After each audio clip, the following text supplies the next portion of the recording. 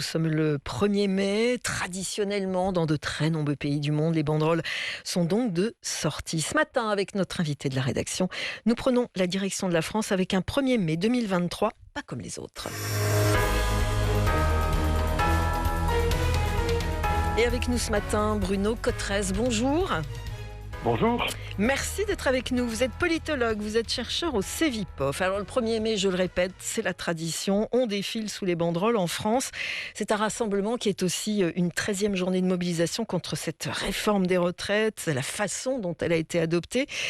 Bruno Cotresse, les syndicats sont toujours très unis, une intersyndicale main dans la main. On annonce plus de 300 cortèges dans toute la France.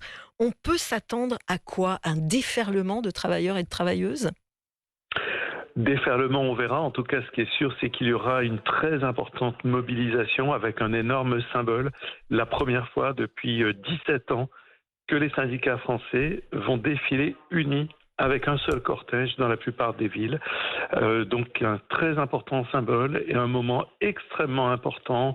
Emmanuel Macron, pour le moment, a été droit dans ses bottes. Il a promulgué la réforme des retraites, le passage de 62 à 64 ans. Du côté des syndicats, on continue le bras de fer. Pour certains, on pense qu'on peut encore obtenir qu'Emmanuel Macron revienne sur cette réforme.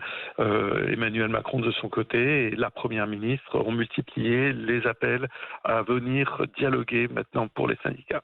On va en parler de cet appel au dialogue dans un instant. Est-ce que cette journée donc de 1er mai est aussi 13e manifestation contre la réforme des retraites, même si elle est passée, est-ce que c'est aussi une sorte de baroud d'honneur pour bien imprimer la rétine du gouvernement français et du président de dire « nous sommes là et cette retraite, on n'en veut pas, cette réforme ».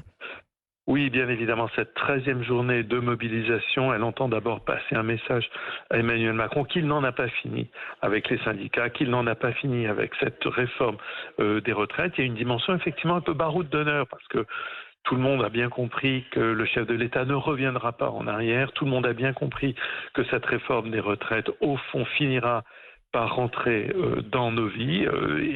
Mais il y a une dimension de baroud d'honneur. La mobilisation était très importante.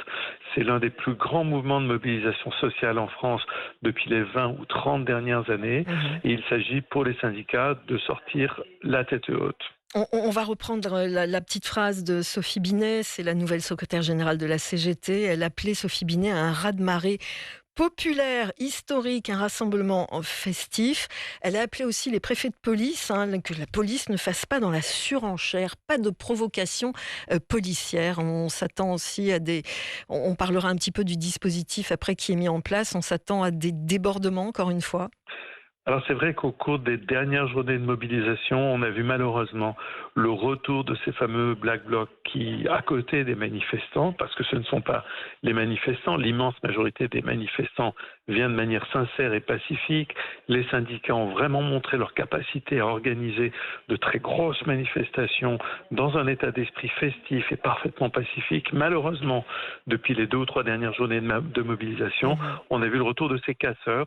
Alors il faut effectivement qu'aujourd'hui la manifestation et les manifestations, les cortèges se passent bien. C'est la fête du travail aujourd'hui. Alors la fête qui n'en est pas vraiment une par rapport aux mobilisations des policiers. Darmanin, le ministre de l'Intérieur Gérald Darmanin a annoncé hier un dispositif là aussi. C'est le mot historique, 12 000 policiers et gendarmes, des drones aussi qui sont autorisés pour la première fois dans certains cortèges. Je pense à Paris, je pense à Bordeaux, je pense à Nantes. Des drones qui vont filmer les manifestations. Sophie Binet, là aussi, était vent debout. Oui, du côté des syndicats, on essaye au fond de calmer aussi le jeu. Il faut voir que les dernières manifestations, il y a eu tout un tas d'images qui sont des images qui nous ont rappelé un peu parfois la crise des Gilets jaunes quand même, avec des images un peu beaucoup, effectivement. oui. Effectivement. Oui, voilà, avec des images qui choquent l'opinion, des images qui renvoient une mauvaise image au fond des forces de police. Les forces de police ont été très sollicitées au cours des derniers mois et des dernières semaines en France. Donc là, il est impératif qu'on redescende dans l'échelle effectivement de ce point de vue-là et qu'il n'y ait pas aujourd'hui d'images qui soient des images à nouveau de violence. Avant de parler d'Elisabeth Borne, la chef du gouvernement, la première ministre, qui a donc invité encore une fois les syndicats à discuter, une image, c'était samedi soir, la Coupe de France, bien sûr, le Stade de France et Emmanuel Macron, le président, quelle image il a renvoyé justement encore une fois par rapport aux Français, surtout dans le monde du football où tout le monde était devant son poste de télévision, cette descente dans les vestiaires, il n'est pas allé au milieu de l'arène, je dirais. Là aussi, une image qui n'a pas plu aux Français, encore une fois, qui vont être dans la rue ce matin. C'est une image effectivement en demi-teinte que le chef de l'État a renvoyée, puisque on peut comprendre que le chef de l'État ne veuille pas, par exemple, envoyer une image de provocation. Certains auraient pu estimer que Emmanuel Macron venait parader, d'une certaine manière, qu'il allait instrumentaliser un événement sportif s'il était venu sur la pelouse pour serrer les mains des joueurs avant le début du match, mais dans le même temps, ça peut renvoyer une image aussi d'un chef de l'État un peu, finalement, un peu bunkérisé, qui ne peut plus complètement aujourd'hui se déplacer, malgré les derniers déplacements du chef de l'État sur le terrain, en tout cas qui doit veiller beaucoup aujourd'hui à sa sécurité et à ne pas renvoyer d'images qui soient des images d'un chef de l'État qui fanfaronnerait. Au fond, l'opinion publique est quand même très marquée, vous savez, en France, par ce qui vient de se passer. L'opinion est toujours que cette réforme des retraites n'est pas juste, qu'elle n'était peut-être pas nécessaire.